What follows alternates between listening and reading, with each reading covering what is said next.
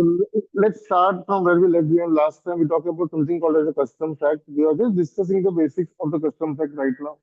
हमने अब तक बहुत ज्यादा डिटेल में ऐसा कुछ डिस्कस नहीं किया. The first thing we talked about was that what is customs. हमने बात किया था what is customs और हमने देखा था भाई customs is basically an indirect tax of tax. It is a duty that is being paid on what do you say? It is a duty that is being paid on imported or less commonly exported goods. These are the areas where we normally pay the customs. That was the first thing we discussed. And then we talked about the basics of customs. हमने दो basic चीज देखी थी what is import and what is export. What is import? Bringing into India from a place outside India is called as import, and taking goods from India to a place outside India is called as the export. Who decides when should I charge the custom duty? So Indian government has got a constitution. Under the constitution union list, we have entry number 83 that that allows the Indian government, not the Indian government, it allows the union government, that is the central government, to charge duty on goods that are being imported or exported out of India. Then we talk about what is imported goods. We talk very clear that boss जब तक goods के ऊपर duty पे करके वो home consumption के लिए clear नहीं होगा तब तक वो imported goods कहलाएगा. Once you pay the duty and you clear the goods, they will no longer be called as the imported goods. Okay, that was the next thing we discussed. This is the thing we discussed. This is called as import, and we also talk about what are imported goods, and we talk about something called as the export. We talk about goods. What are goods? So goods means any kind of vessel, aircraft, or vehicle. It includes baggage, accompanied or unaccompanied. It includes any movable item. Any kind of movable property will be called as goods. It includes currency and negotiable instrument as well. That was the next thing we discussed. Then what else we discussed? We talked about something called as convenience. हालांकि मैंने कुछ ज्यादा detail में discuss नहीं किया convince के बारे में, बट हाँ मैंने बताया था आपको what is conveyance. What is conveyance? Sir India के बाहर से जब कोई चीज इंडिया में आती है तो it needs to be carried in some kind of transport medium. That medium of transport can be a aircraft if it is coming by air. It can be a vehicle if it is coming by land, or it can be a boat if it is coming by sea, by water. If it is coming by water, it will be called as a vessel. What is a vessel? So anything that can carry passenger or goods and that can float in the water is called as a vessel. Ship, boat, jetty, lodge, anything can be called as a boat. Anything can be called as a vessel. Okay. What will we discuss? Mm. We talk about something called as demurrage charges. That was the last thing we discussed, if I'm not wrong.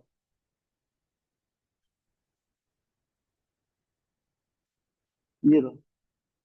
Generally, whatever goods are imported in India, once they're imported into India, they are kept at a place called as the custom area. What's the custom area? So this is the area at the port where the goods can be kept without payment of duty. But then they can be kept in the custom area for reasonable time. Now, what is the reasonable time is depends highly on the circumstance of each and every case. So demurrage charges are the charges that are paid by the importer of the goods if he fails to clear the goods within a reasonable time. The reasonable time is generally 3 to 5 days. Okay, that is discussed by us. तो थोड़ा सा और दो तीन definition देखते हैं और फिर हम लोग डायग्राम को भी डिस्कस करेंगे काफी डिटेल में. ठीक है।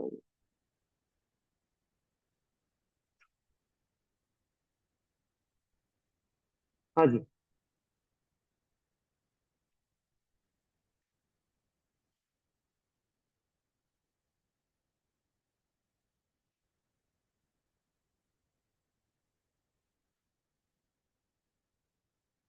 Person in charge, let's talk about the definition of something called as a, who is a person in charge basically. Who will be called as a person in charge? See, India के बाहर से एक aircraft आता है, एक ship आता है, तो there must be someone who will be held responsible कि बॉस, इंडिया से बाहर शिप इंडिया में आ रहा है, तो इस शिप में जो भी गुड्स है, जो भी पैसेंजर्स है, उनका जो भी बैगेज है, उसका कंप्लीट डिटेल्स अब हमको दो। कस्टम वाला जाके ढूंढेगा नहीं उधर, इतना वो काउंट नहीं करते बैठेगा, कितना लोग है क्या है, उतना टाइम नहीं रहता। There are people who are responsible for these activities. Who can be responsible for these activities? Someone within that ship, someone within that aeroplane, or someone within that vehicle can be held responsible for this. These people are called as the person in charge. In case of a vessel, it is the master of the ship will be called as the person in charge. In case of a vehicle, it will be the driver of the vehicle will be called as the person in charge. In case of train, it will be the conductor or the guard. In case of aircraft, it is the pilot in charge or the commander in charge. In case of a vessel, it can be master, also called as the captain of the ship. In the earlier days, it was called as the captain. Now it is called as the master. ये वो लोग हैं जो उस particular ship, aircraft या vehicle के जिम्मेदार है। So if I am the pilot in charge of the aircraft, I must provide all the details of the goods and the passengers in my aircraft before the landing happens. So that the custom wala can be very clear, boss, कि इतना इतना goods आया है, इतना passenger आया है, इतना उनका baggage है, इतना foreign currency है, all those things should be clearly specified. That is how things happen. The person in charge is the person who is responsible for the overall details of that vehicle, of that vessel, of that aircraft, of that conveyance. अच्छा वो क्या करेगा फिर? How will he give the details? How will he provide the details? उसके लिए एक concept है called as the IGM. The concept called as IGM. Import General Manifesto. Manifesto मतलब रिपोर्ट, इसको शॉर्ट वर्ड में हम लोग बोल सकते हैं इंपोर्ट रिपोर्ट।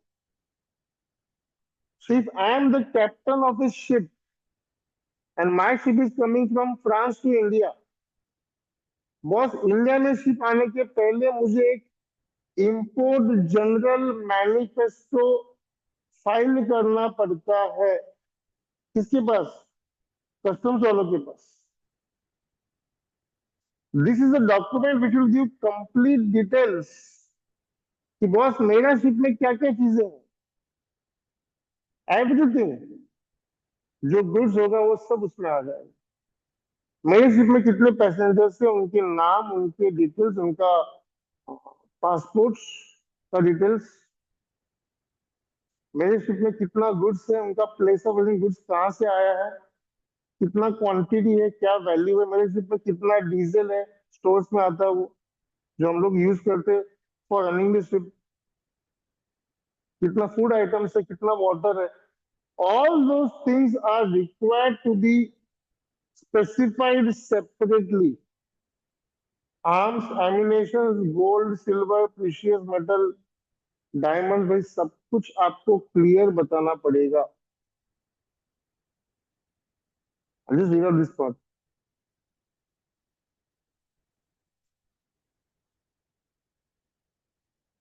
ये क्यों देना पड़ता है? बिकॉज इसके बेस पे जो इम्पोर्टर होगा I will pass something called as a bill of entry. वो क्या हम डिस्कस करेंगे बात, शायद आज ही करेंगे या नेक्स्ट वीक में, जब भी आएगा तब करेंगे। So what is IgM, what is import report और इम्पोर्ट जनरल मैनिफेस्ट या manifesto?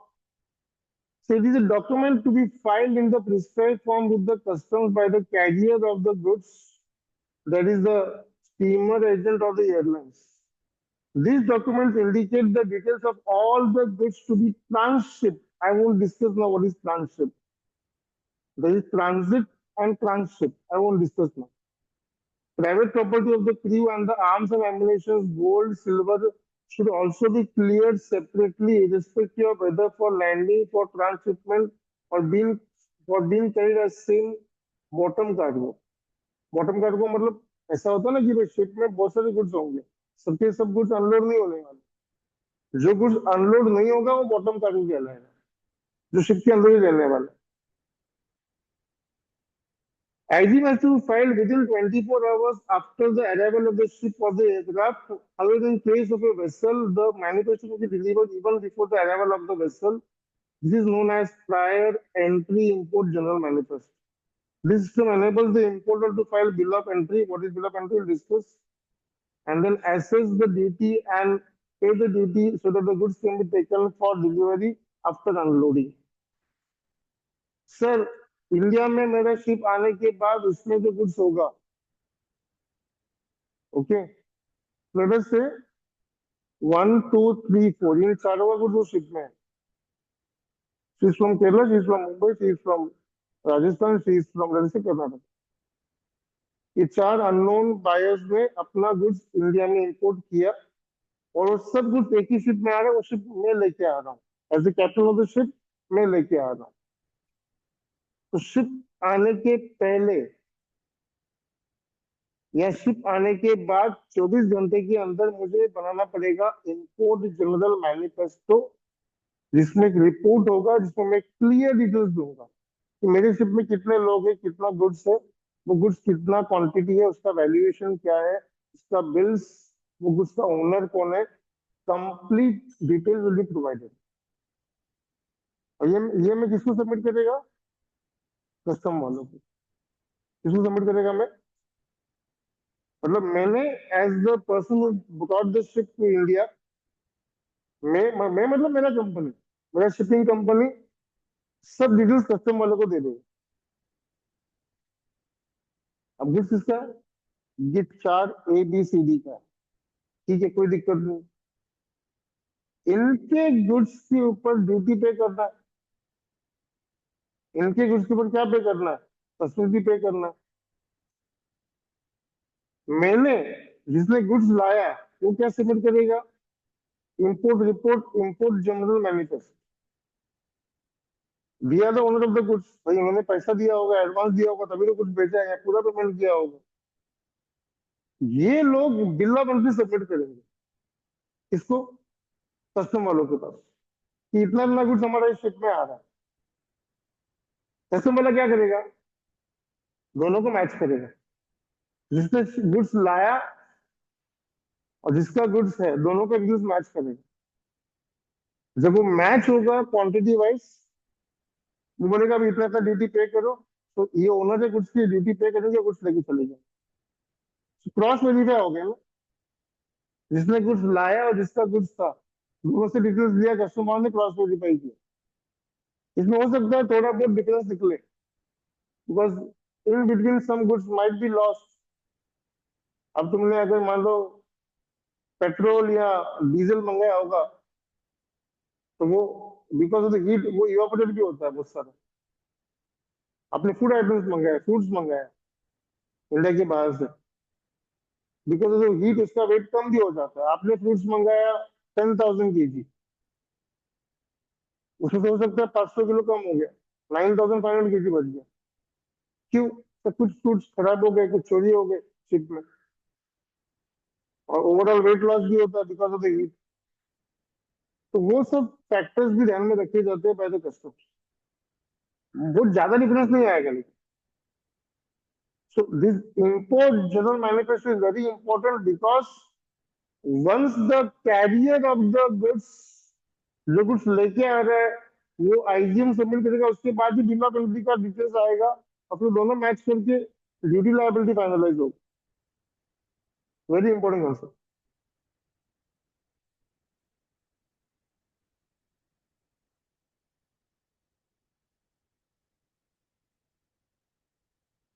We discussed what is custom station and custom area earlier. Let's discuss what is dutiable goods. What are dutiable goods? Simple है sir. जो भी goods आपने India में import किया है और जिसके ऊपर ड्यूटी लायबिलिटी एस्टेब्लिश होता है, जिसके ऊपर आपको ड्यूटी पे करना पड़ेगा और अब तक आपने ड्यूटी नहीं पे किया है, they are called as, so any goods that are imported into India on which duty has been levied but not yet been paid will be called as the dutiable goods. As per section blah blah blah, the term is defined to mean any goods which are chargeable to duty and on which duty has not been paid. So मतलब simple है, कोई भी goods जो India में import किया है उसके ऊपर अगर ड्यूटी लायबिलिटी एस्टेब्लिश हो जाता है कि भाई इसके ऊपर आपको ड्यूटी पे करना है, जब तक आप ड्यूटी नहीं पे करोगे तब तक वो क्या कहलाएगा, ड्यूटीएबल गुड्स कहलाएगा। ठीक है, एनी डाउट्स? तो यहाँ पे एक टर्म है something called as the coastal goods, हमने ये बहुत ज्यादा डिस्कस नहीं किया। मान लो ये इंडिया है और इंडिया के एक कोने से गुड्स घूम के आ रहा है पूरा इंडिया में बाय सी। बात को समझो। सर हमने सर हमने इंडिया से ही यहाँ से कुछ गुड्स इंडिया में लेके आना है, बट हम लोग बाय रोड नहीं आते, यहाँ से नहीं आते, हम बाय सी आते हैं। और बाय सी आते हुए क्या होता है ना, ये इंडिया से बाहर निकल के इंटरनेशनल बाउंड्रीज क्रॉस करके वापस इंडिया में आ रहे हैं। अगर आपको इंपोर्ट का कंसेप्ट पता होगा, इंपोर्ट शुरू कब होता है, when the goods enter the Indian territorial waters, तो हम बोलेंगे ये गुड्स तो इंडिया में आ रहे हैं वापस। सच गुड्स जो एक पोर्ट से दूसरे पोर्ट पे जाता है, they are called as the coastal goods, they are called as the, से इंडिया का गुड्स है, इंडिया से इंडिया में ही आ रहा है। हो सकता है इंडिया से इंडिया में आते वक्त वो कोई बाउंड्रीज क्रॉस कर जाए, इंटरनेशनल बाउंड्रीज। मतलब उस केस में कैसा होगा सर, इंडिया से गुड्स निकला कोचिन से, वो इंडिया के बाहर गया और वापस इंडिया के अंदर आया, हम उसको क्या बोलेंगे, एक्सपोर्ट हुआ फिर ये इम्पोर्ट हुआ, ऐसा नहीं। उसे हम लोग क्या बोलेंगे, कोस्टल गुड्स के। क्लियर? पक्का? एकदम सिंपल लैंग्वेज है, कुछ भी नहीं, नोट दे दो, क्रिस्प एंड क्लियर है। बहुत ज्यादा बड़ा नोट दिया नहीं मैंने। I won't discuss this concept of taxable right now because उसमें वो बिला कंट्री वाला कंसेप्ट आ जाता है, तो मैं अभी इसको डिस्कस नहीं कर रहा हूँ फिलहाल। चलो इसको डिस्कस करते हैं, ये बढ़िया चीज है बहुत, मुझे ये डिस्कस करना। हाँ हाँ,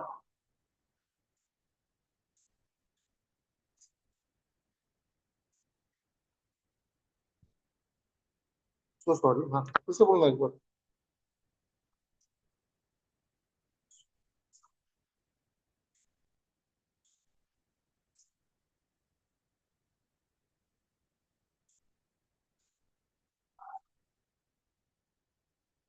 वेलकम बैक। पहले तो डाउट गलत है। आईजीएम जो गुड्स लेके आ रहा है ना, शिपिंग कंपनी जो गुड्स तुम्हारा बाई शिप लेके आ रहा है, वो लोग चार्ज कर रहे हैं, वो लोग भरते हैं। ओनर ऑफ द गुड्स तो बिल ऑफ एंट्री भरेगा। हाँ, बिल ऑफ एंट्री में और आईजीएम में गड़बड़ रहेगा तो पहले तो तुम्हारा गुड्स क्लियर नहीं करने देंगे वो बोलेंगे तुम्हारे इसमें क्वांटिटी दिख रहा है 910 टन, और एक्चुअल में कुछ 1000 टन आया है, 90 टन तो ज्यादा आ गया, तो अब 1000 टन पे ड्यूटी पे कर, पेनल्टी नहीं लगेगा, लेकिन जो जितना गुड्स आया है उसके बेस पे तुमको ड्यूटी पे करना। So let's discuss now this thing, how the goods comes till the Indian custom port. So इसको डायग्राम से एक्सप्लेन करूंगा मैं पूरा, एकदम बढ़िया, एकदम मस्त चीज है। ये देखो तुम्हारा शिप, ये गुड्स लेके आ रहा है फॉरेन पोर्ट से। जैसे तुम्हारा फॉरेन पोर्ट है समवेयर इन जर्मनी, जर्मनी से कुछ इंडिया में आ रहा है, जर्मनी से कुछ कहां पर आ रहा है, इंडिया में आ रहा है। ये शिप तुम्हारा इंडिया की तरफ आ गया, कोई दिक्कत नहीं सर। जैसे शिप इंडिया में आएगा, गुड्स का अनलोडिंग हो जाएगा। अच्छा, तुम कहीं पर भी गुड्स अनलोड नहीं कर सकते, तुमको कस्टम पोर्ट पे ही गुड्स को अनलोड करना है। कस्टम पोर्ट के अलावा और कहीं पे तुमने गुड्स अनलोड किया तो बॉस वो स्मगलिंग कहलाएगा, वो लीगली नहीं होगा कुछ। जैसे गुड्स यहाँ पर आ गया, ये जो गुड्स कैरी करने वाला जो पर्सन इंचार्ज होगा, वो क्या फाइल करेगा, आईजीएम। तो लेट अस से मैं इस शिप से गुड्स लेके आ रहा हूँ, अलग अलग लोगों का गुड्स है, तो मैं देखो यहाँ से मैं फाइल करूंगा सबसे पहले आईजीएम। इसके बाद आईजीएम फाइल करूंगा customs house. Custom house is that place जहाँ पे गुड्स, जहाँ पे आप डॉक्यूमेंट सबमिट करोगे टू द कस्टम ऑफिसर। सो यहाँ पर आपने कस्टम ऑफिसर को क्या सबमिट कर दिया, सब डॉक्यूमेंट, सब डिटेल सबमिट कर दिया। यहाँ पर आपने, ये एरिया तुम्हारा कस्टम एरिया है, मैं इसको शॉर्ट में सीए लिखता हूँ। इस जगह पे सब कुछ अनलोड होगा,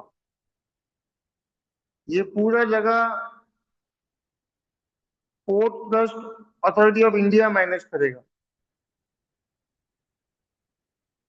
अगर बाय एयरक्राफ्ट आएगा तो इट विल बी, क्या बोलते हैं उसको, AI, airline authority of India, ऐसा कुछ है फुल फॉर्म।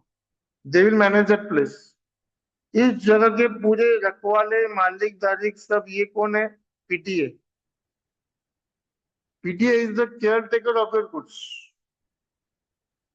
तो शिप से गुड्स इंडिया में आया, यहाँ पे उसका अनलोडिंग हुआ, जो शिप लेके आया था उसने इंपोर्ट जनरल मैनिफेस्टो भर दिया, गुड्स का अनलोडिंग कर दिया, वो बंदा निकल अपना शिप लेके निकल जाएगा, he will move out,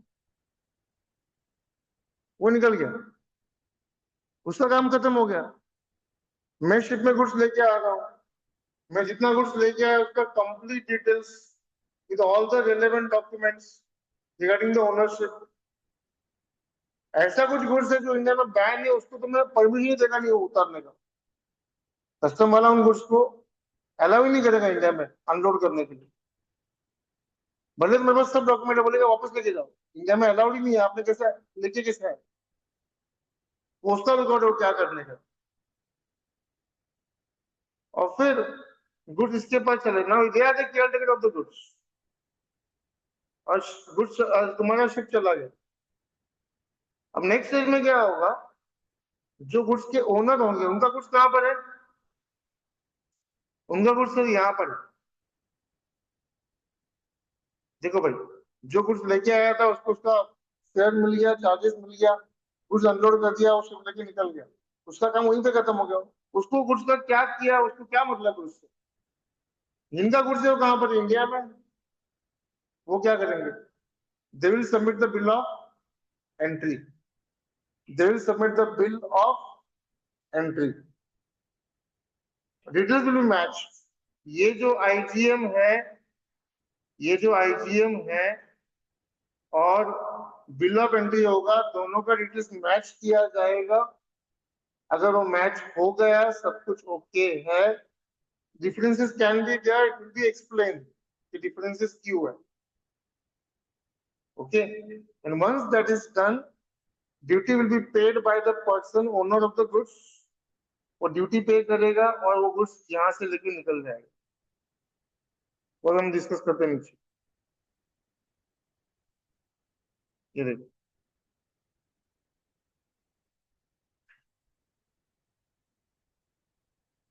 point wise देखना, point wise, number one number two दिया हुआ है, जल्दी समझ में आएगा आपको बहुत। लुक गया, पॉइंट नंबर वन, अब हमारा गुड्स कहाँ पर है? कस्टम एरिया में। देखो, अब हमारा गुड्स कहाँ पर है? कस्टम एरिया में। ये देखो, जिसने गुड्स खरीदा है, जो ओनर है गुड्स का, इंपोर्टर, वो क्या करेगा सबसे पहले पॉइंट नंबर वन में? वो इनको सबमिट करेगा क्या? Bill of entry. वो क्या सबमिट करेगा? Bill of.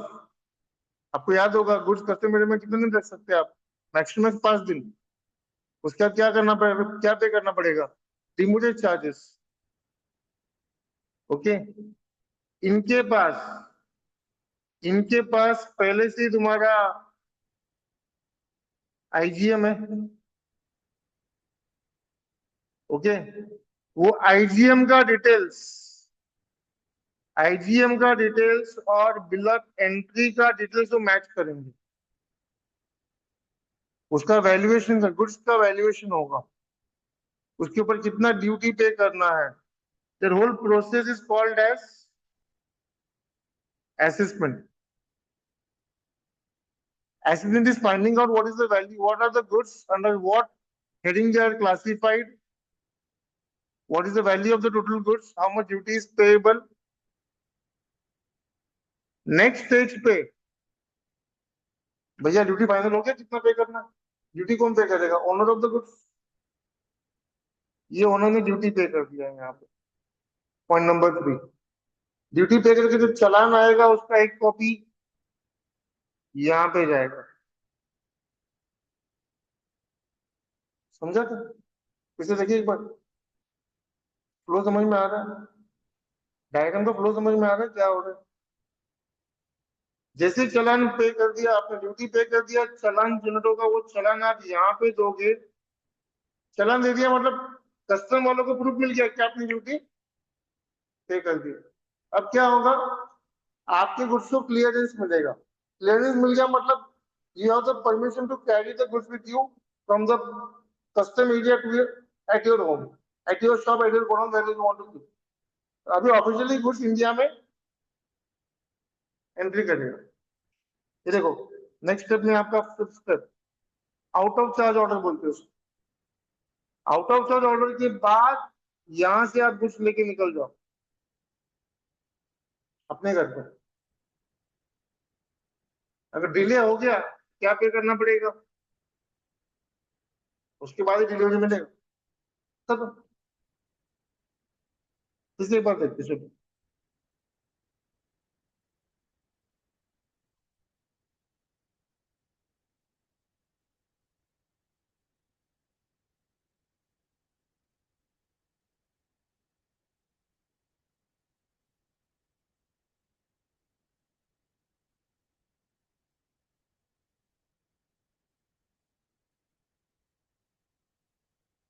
हाँ जी।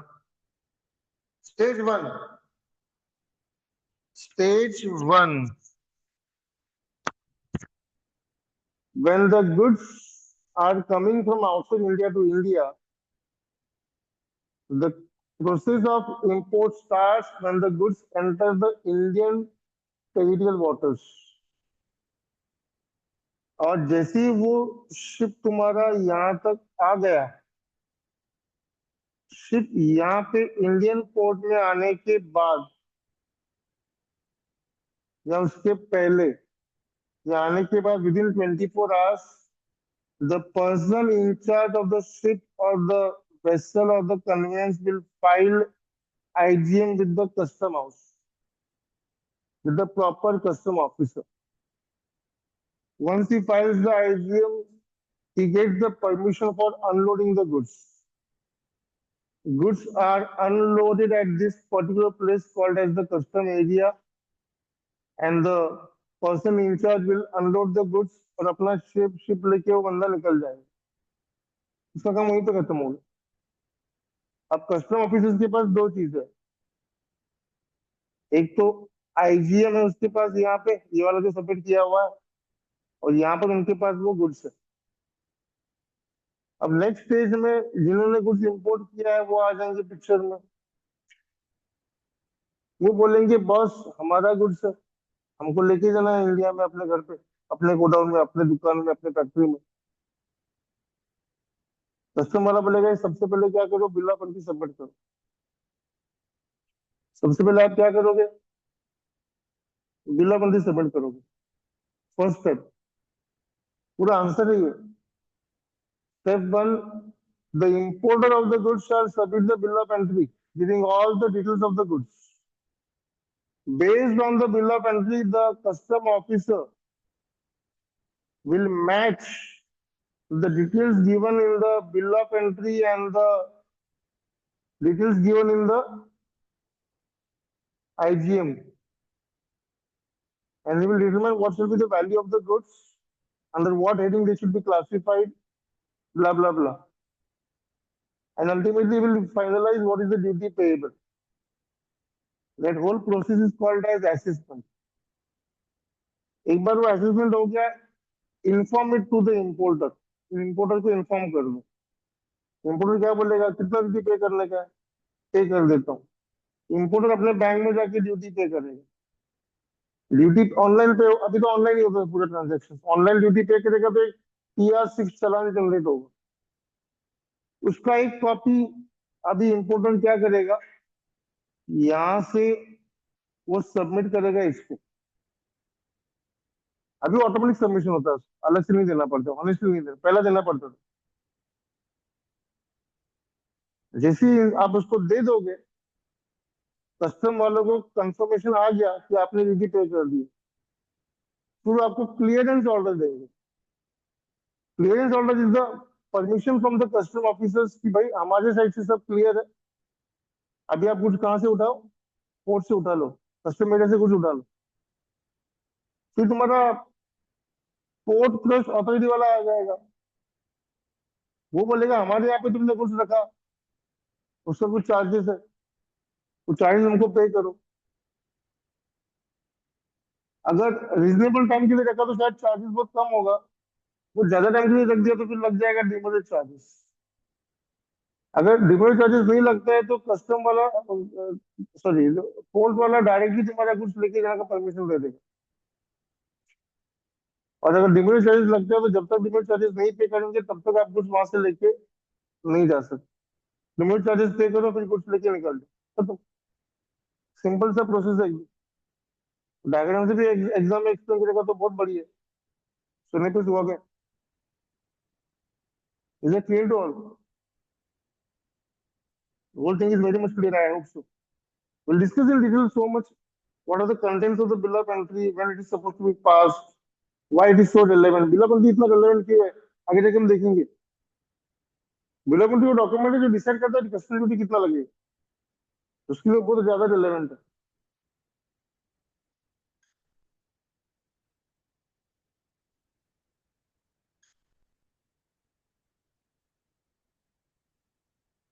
लास्ट पार्ट देखते हैं। Sometimes you import the goods in India and then you don't create it for home consumption। तुम कुछ लेके ही नहीं जाते हो घर पे, तुम बोलते हो मुझे गुड्स नहीं लेके जाना है। There can be various reasons। For example मैंने चाइना से दो कंटेनर भर के स्टेशनरी मंगवाया। एक कंटेनर में हमने मंगाया पेन एंड पेंसिल, और दूसरे कंटेनर में हमने मंगाया इरेजर, शार्पनर एंड स्क्रीन। ठीक है, कोई दिक्कत नहीं। कंटेनर भर के आया मतलब एक ही कंटेनर में कम से कम there will be 20 lakh pencils, 20 lakh pens, 20 lakh scales, 20 lakh erasers and 20 lakh sharpeners। अब मुझे क्या करना है ना, मुझे उसको है ना रिपैक करना है। मैंने बल्क में मंगा लिया, मुझे उसको रीपैक करके एक एक पैकेट में एक स्केल, एक पेंसिल, एक पेन, एक इरेजर, एक रबर डालना है और उसको पैक करके अपना लेबल लगा के उसके अपना प्राइस लगा के फिर मार्केट में लेके जाना है। अब कंटेनर भर के आया है तो मैं उसको अपने घर पे लेके जाऊं, गोडाउन में लेके जाऊं, फैक्ट्री में लेके जाऊं, वहां पर करने से एक काम करता हूँ, मैं लेके नहीं जाऊंगा यहाँ से, मैं कस्टम एरिया से उठाऊंगा यहाँ से और सीधा लेके जाऊंगा कहाँ पे, कस्टम का वेयर हाउस। कहाँ पे लेके जाऊंगा, कस्टम का। इस वेयर हाउस में बिना ड्यूटी पे किए मैं कुछ रख सकता हूँ, बिना ड्यूटी पे किए मैं कुछ रख सकता हूँ।